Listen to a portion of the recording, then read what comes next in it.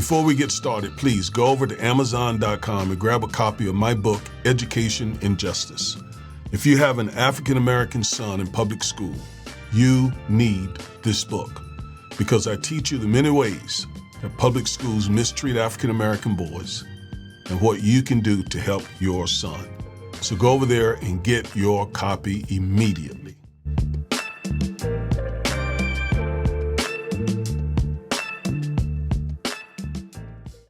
In the 1980s, I worked with the Reverend Jesse Jackson Sr., as well as with both of his sons, Jonathan and Jesse Jr., to help defund apartheid in South Africa.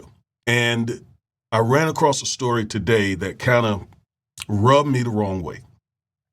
Had to do with Trump and Elon Musk. And the fact that they are now threatening to cut off aid to South Africa because of South Africa's attempt to try to get back some of the land that was taken from them during apartheid. All right, so I want to get into this story. It's sort of personal for me. And once again, in my opinion, it shows Trump's anti-blackness. Now, some of you will argue that Trump opposed apartheid during the 80s as evidenced by the fact that he flew Mandela over here on his jet or something, his airplane. I don't know about any of that. I don't know what Trump's position was about apartheid back in the 80s.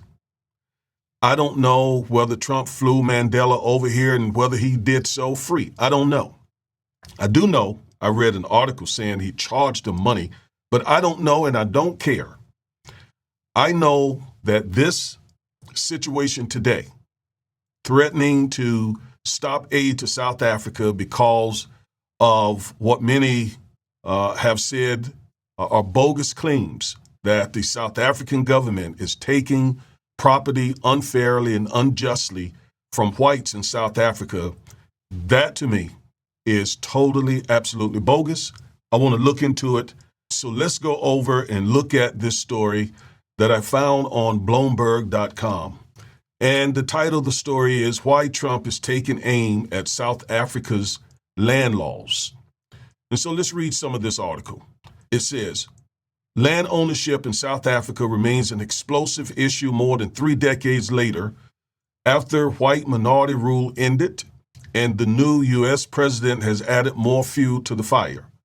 Following the adoption of a law that will make it easier for South African government to expropriate land, President Donald Trump said America would halt all aid to the country. Posting on his Truth Social platform, Trump accused South Africa's government of, quote, treating certain classes of people very, very badly, close quote, by confiscating land, which he said constitute a massive human rights violation at a minimum. Now, let's get our heads around this. We're talking about land that was stolen from black South Africans, okay? Black South Africans for many, many, many years. That's what apartheid was all about. It was basically a slave system, right? Where the white minority, the Afrikaners, essentially stole and appropriated, you're talking about appropriating land, stole and appropriated vast, vast sums of land in South Africa. All right? And not only that, they committed all types of human rights violations, civil rights violations. We know the great Nelson Mandela was imprisoned for, almost 3 decades fighting that white supremacist system. And when apartheid ended, I believe in 1994, even since then, those whites, that white minority, continue to own vast sums of land in South Africa. And so the blacks in South Africa, they make up the majority, but they still don't have their fair share of the pie, of the land. And we know whoever owns the land will control the economy and everything else. Yet, in Trump's mind, it is the whites who are being treated unfairly. It is the same argument that he makes here in America.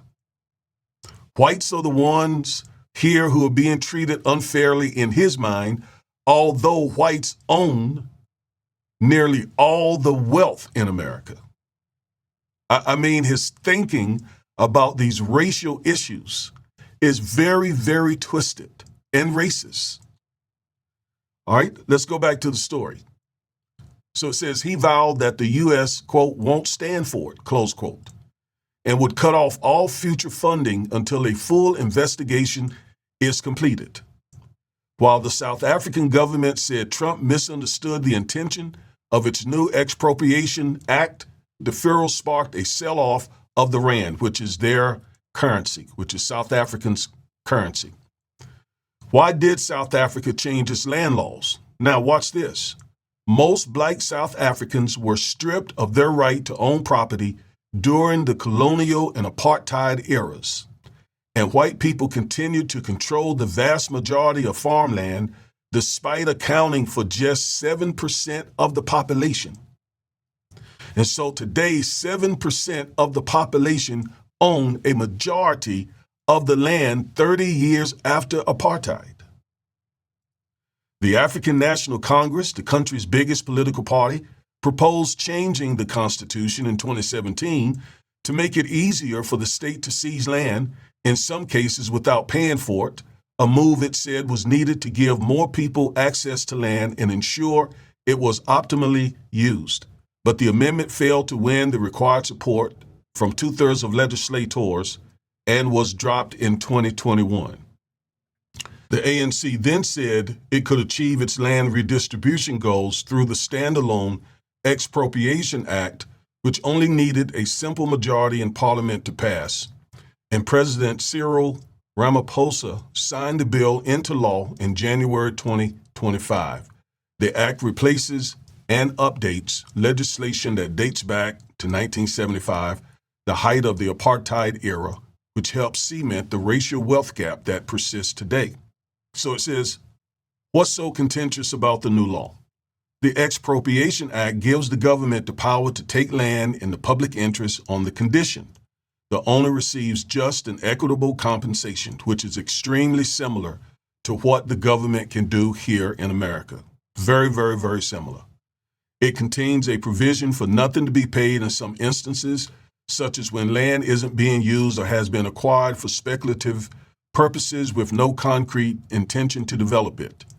Any seizures can be challenged on the ground that they violate the Constitution, which safeguards property rights. Again, this is really similar to what we have here in the law. Anyway, critics say the law is vague and open to interpretation and that it will negatively impact food security, investor confidence, and economic stability. Its opponents include some members of South Africa's 10-party coalition government, which was set up after the ANC lost its parliamentary majority in the May 2024 election. The financial risks posed by expropriation are evident in neighboring Zimbabwe, where the economy has yet to recover from the seizure of thousands of white-owned farms by ruling party-backed militants 2 decades ago. Ramaphosa insists wholesale land grabs aren't on his government's agenda. The president of Zimbabwe at that time, the president who actually tried to seize thousands of white-owned farms, because Zimbabwe also suffered at the hands of the white minority, but his name was Robert Mugabe. And President Mugabe fought against white supremacy.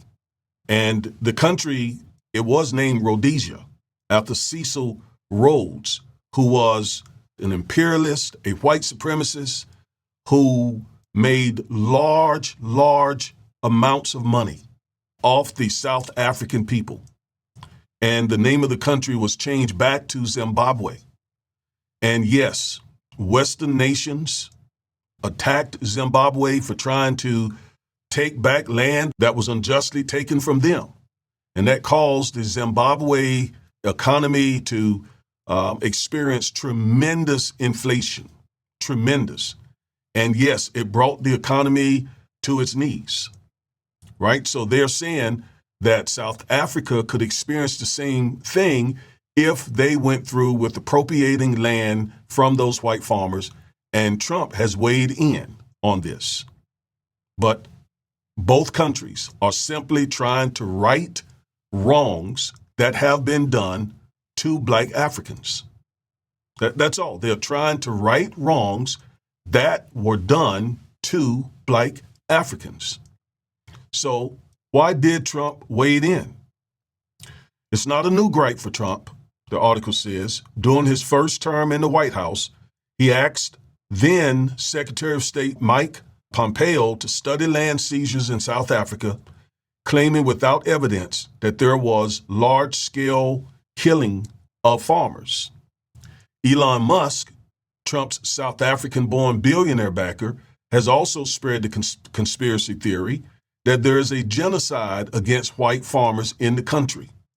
After Ramaphosa defended the new expropriation law from Trump's attacks, Musk accused the South African government of having, quote, openly racist ownership laws, close quote, in a post on his social media platform, X.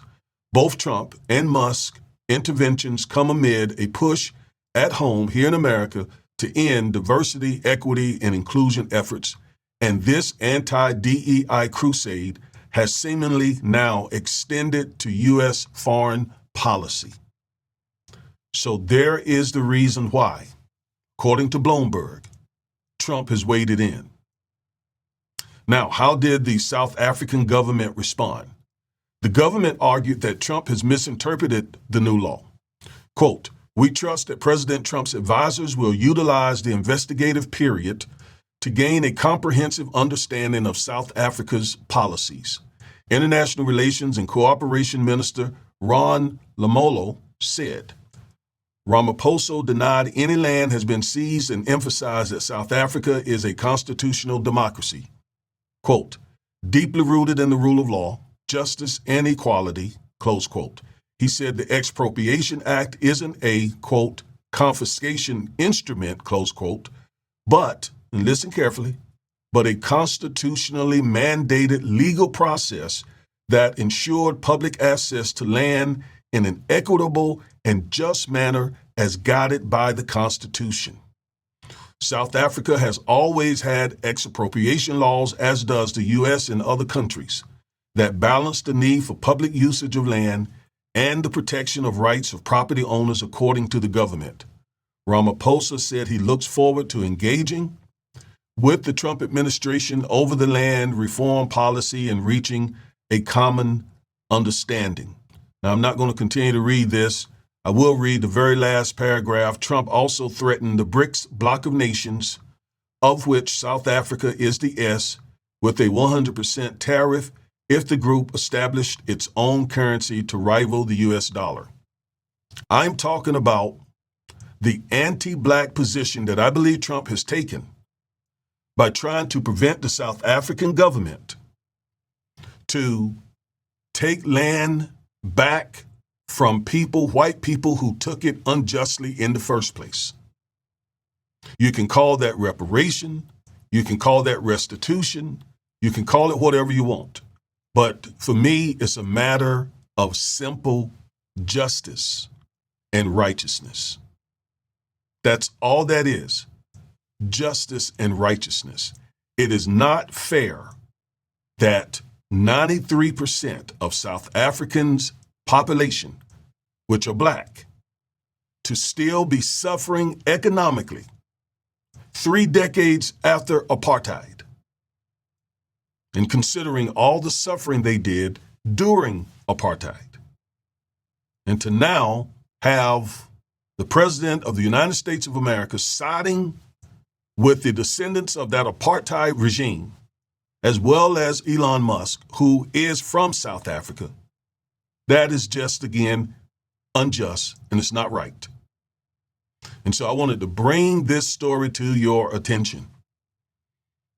All right, once again, we see the anti-Blackness of the Trump administration and MAGA. So we got to keep calling it out. We can't be silent. We cannot be silent. We must continue to call it out. It is our duty, based on Holy Scripture, which tells us in Isaiah chapter 1, verse 17, seek justice, rebuke the oppressor. That is in the Scripture. That is the Bible. Okay? All right, so I am Reverend and Civil Rights Attorney Augustus Corbett. Thank you for watching this video.